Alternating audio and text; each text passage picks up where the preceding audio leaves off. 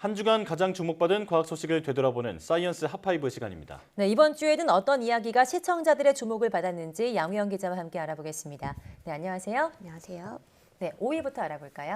네, 최근 가정용 이 세라믹 식탁이 갑자기 파손되는 일이 이어지고 있는데 이번 주에는 이 소식이 5위를 차지했습니다. 네. 우선 이 YTN이 보도한 사례를 먼저 살펴보면요. 지난 13일 경기도 파주에 사는 제보자의 집에서 일어난 일입니다. 예. 당시의 영상을 함께 보실 건데요.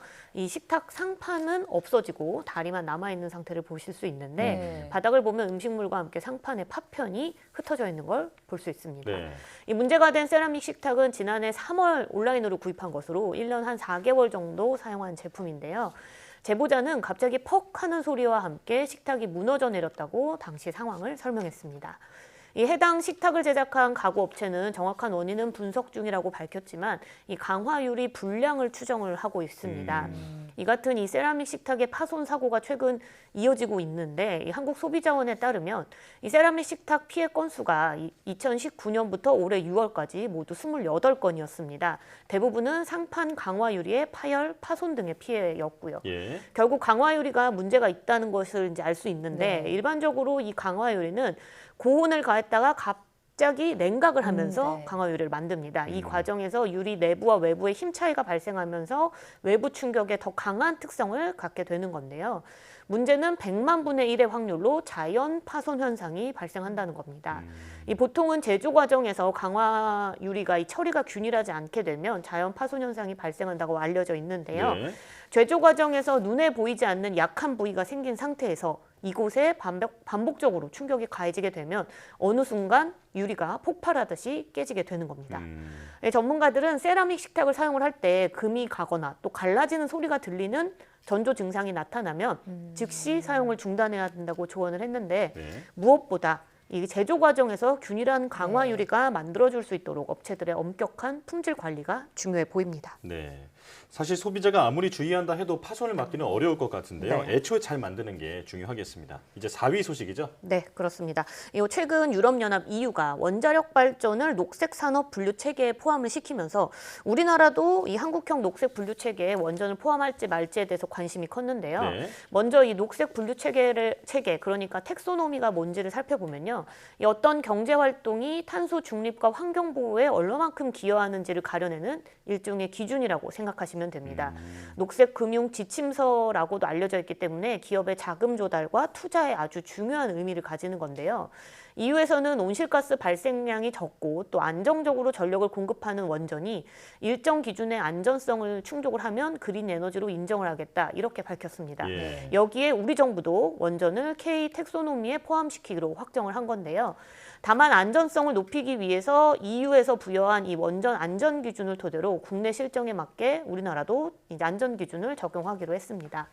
우리나라는 물론이고 EU에서도 원전을 텍소노미에 포함시키는 건 아무래도 2030년 온실가스 감축 목표를 달성을 해야 되기 때문이겠죠. 예. 하지만 원전의 텍소노미 포함에 대한 이 환경단체의 반대가 만만치 않습니다. EU에서도 그린 텍소노미에 원전을 포함시킬 때 거센 반대에 부딪히기도 했거든요.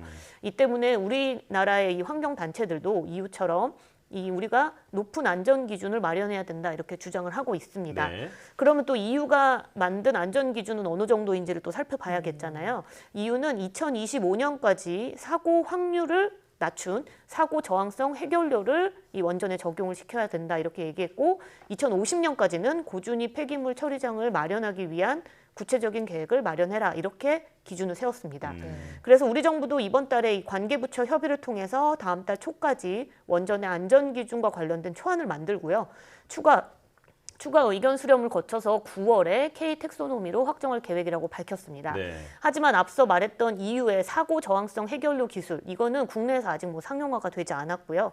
또 고준위 방패장 역시 부지 관련해서 논의조차 진전을 할 수 없는 상황이기 때문에 앞으로 남은 과정은 그리 순탄치만은 않아 보입니다. 네. 네.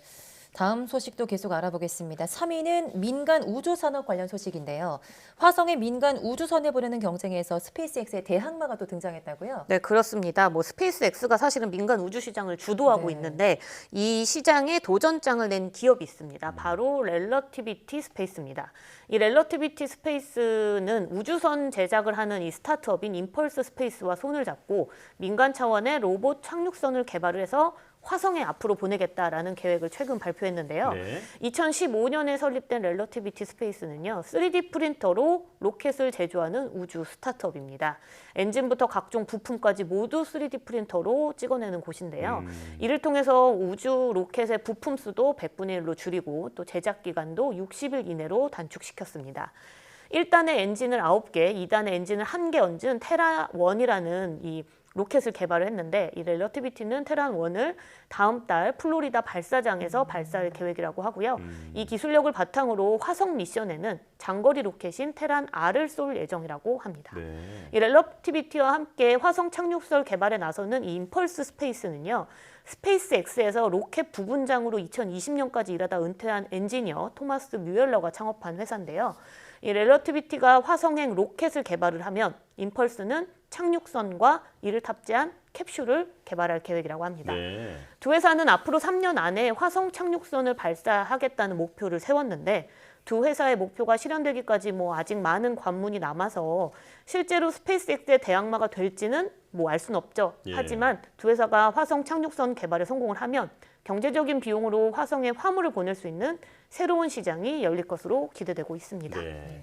민간 우주 경쟁이 치열해지면서 우주 개발이 더 빨라진다라는 생각이 듭니다. 이제 2위인데 유럽 폭염 관련 소식이군요. 네, 그렇습니다. 우리나라에서 너무 큰 더위, 너무 더울 땐 네. 가마솥 더위다 이렇게 네. 표현을 하잖아요.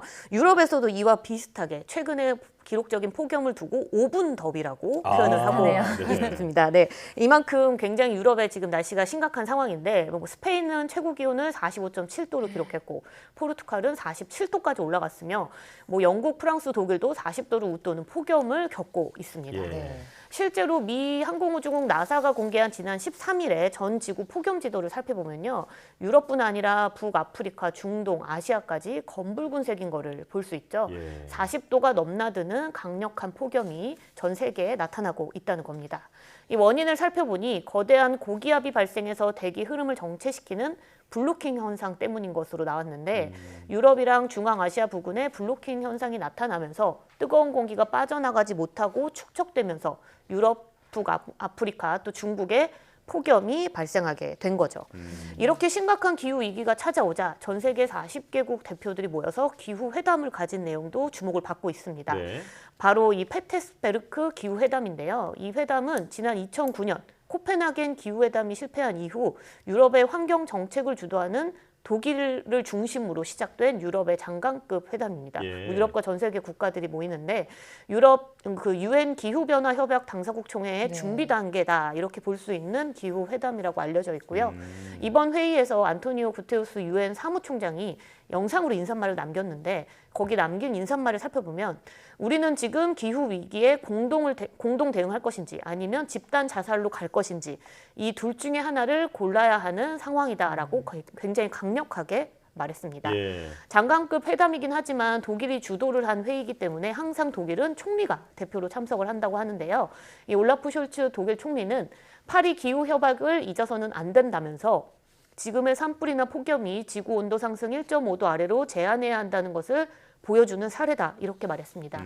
또 하지만 현재 사실 우크라이나 사태로 인해서 석탄 발전 비중이 전 세계적으로 좀 네. 높아지고 있잖아요. 이 상황을 가지고 일시적인 현상일 뿐이니 2045년까지 탄소 중립 실현은 꼭 해야 한다 이렇게 강조하기도 했습니다. 네, 현재 유럽의 산불도 겹쳐가지고 피해가 심하다고 하는데 전 세계가 좀 힘을 합쳐서 더 적극적인 기후 위기 대응 방안이 좀 마련돼야 할 것 같습니다. 네. 네, 1위 소식은 아무래도 코로나19 재유행 관련 소식이네요. 네, 맞습니다. 현재 일일 확진자가 2배씩 늘어나는 이 더블링 현상이 이어지고 네. 지금은 2배까지는 아니지만 확산세는 여전히 이어지고 있잖아요. 예. 이런 상황에서 전파력이 큰 오미크론 하위변이죠. BA5가 곧 우세종화될 것으로 보입니다. 특히 해외 유입 사례는 줄어든 반면 국내 감염 사례가 BA5 검출률만 살펴보면 23.7%에서 47.2%로 큰 폭으로 증가했습니다. 그래서 이달 그 7월 첫째 주 35%에 그쳤던 전체 BA5 검출률이 이번 주에 52%를 넘어섰거든요. 네. 이 전파력과 면역 회피력이 큰 BA5의 빠른 확산으로 방역 당국은 확진자가 앞으로 계속 늘 것으로 판단을 하고 있습니다. 이래서 이 원래 유행 예측치보다 정점 시기를 한 달 정도 앞당겨서 다음 달에 이 최대 28만 명까지 확진자가 나타날 수 있다 이렇게까지도 내다봤는데요. 네. 이 확진자 증가세가 심상치 않아지자 정부는 재확산에 대비한 의료 대응뿐 아니라 뭐 감기약 수급 관리, 또 화장시설 재정비 등 사회 시스템 관리도 강화하기로 했습니다. 또 중증화와 사망 위험을 낮출 수 있는 4차 접종에 방역 역량을 집중하기로 했는데요. 특히 변이의 효과적인 개량 백신이 나올 때까지 기다리지 말고 기존 백신으로 4차 접종을 하는 게 피해를 줄이는 최선이다. 이렇게 강조하고 있습니다. 대신 또 오미크론 변이에 효과가 있는 개량 백신은 빠르면 뭐 8월이나 9월쯤 나올 것으로 예상하고 있는데 정부는 제약사와 협의를 해서 도입을 최대한 앞당길 방침이라고 밝혔거든요. 하지만 앞서 이야기했듯이 BA5보다 이 전파력이 훨씬 더 강한 BA2.75, 그러니까 일명 켄타우로스 변이 감염자도 국내에서 잇따라 발견되고 있어서 지금의 이제 그 확산 우려 요소는 계속 늘어나고 있는 상황입니다. 네. 이미 재확산이 시작됐는데 긴장감은 예전 같지 않은 것 같습니다. 일상에서 방역 수칙을 잘 지켜야겠습니다. 사이언스 핫파이브 양회영 기자와 함께했습니다. 고맙습니다.